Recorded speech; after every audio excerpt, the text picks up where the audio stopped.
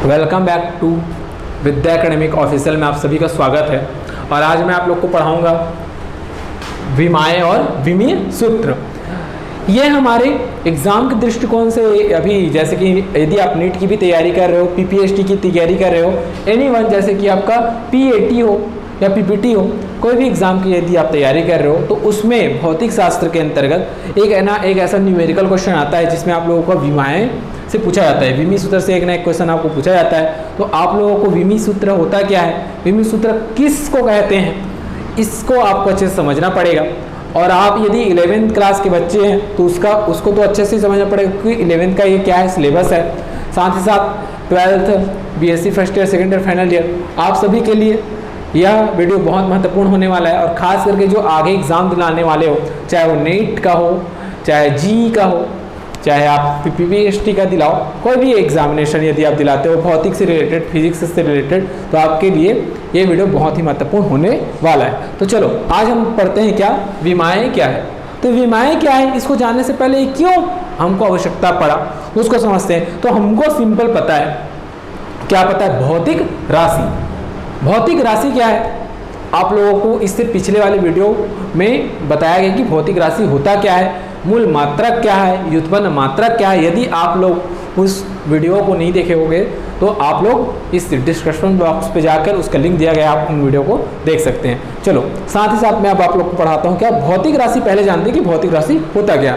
अब देखना, उस राशि को भौतिक राशि कहते हैं जिनको मापा जा सकता है। सिंपल, जैसे कि मापना, किसी वस्तु को हम मापेंगे तो उसको भी हम क्या कह सकते हैं, भौतिक राशि। अब जैसे कि क्या कहा है, उस राशि को भौतिक राशि कहते हैं जिनको मापा जा सकता है। ठीक है, जैसे कि ये बुक है, बुक एक भौतिक राशि हो सकता है। क्यों? क्योंकि इसमें लंबाई है, चौड़ाई है और इसको मापा जा सकता है सेंटीमीटर से, मीटर से, है ना। तो हम कह सकते हैं क्या, बुक हमारा क्या है, भौतिक राशि है ना। अब भौतिक राशि को मापने के लिए हमें मुख्यतः जो समझना पड़ेगा क्या है, मूल मात्रक। तो मूल मात्रक या मूल राशि जो होता है, क्या होता है, वे राशि जिनको अन्य भौतिक राशियों की आवश्यकता नहीं होता है। मूल राशि या मूल मात्रक मुख्यतः 7 प्रकार के होते हैं। कितने प्रकार के होते हैं? 7 प्रकार के होते हैं। 7 प्रकार के होते हैं, याद रखना। ठीक है, अब हमारे पास राशि तो 2 प्रकार का होता है, एक होता है क्या, मूल, और एक होता है क्या, व्युत्पन्न। मैंने नहीं लिखा है यहाँ पास, लिख देता हूँ व्युत्पन्न।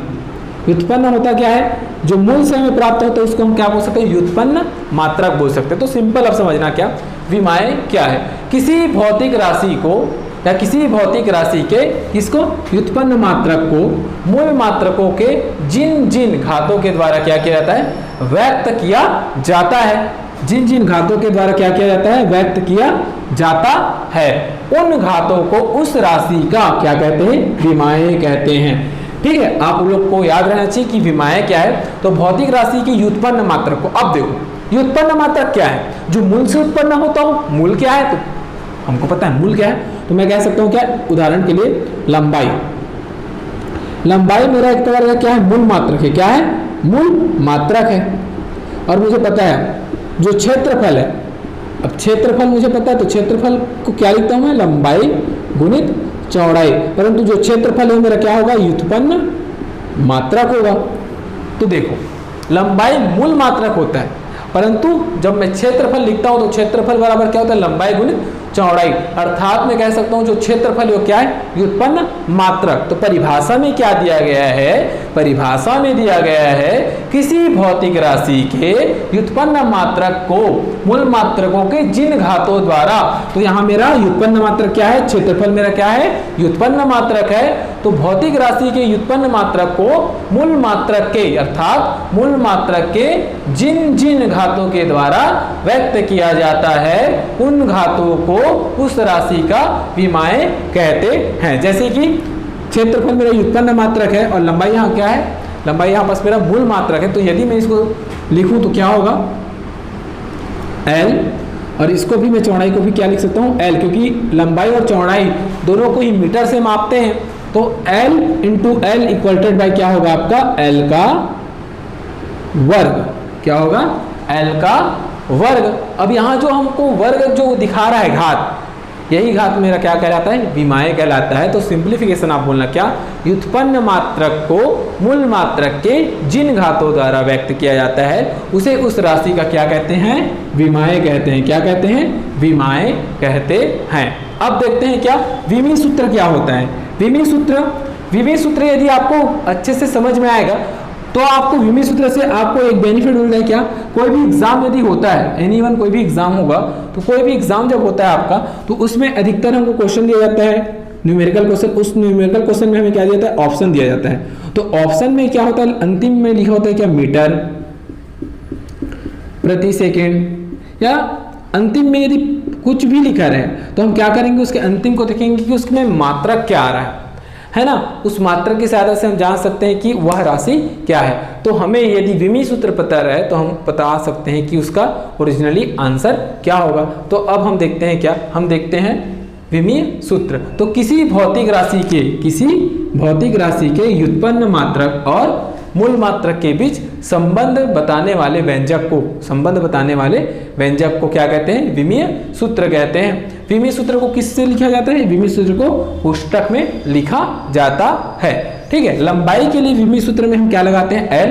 परंतु लंबाई का मात्रक क्या होता है, तो लंबाई का मात्रक मीटर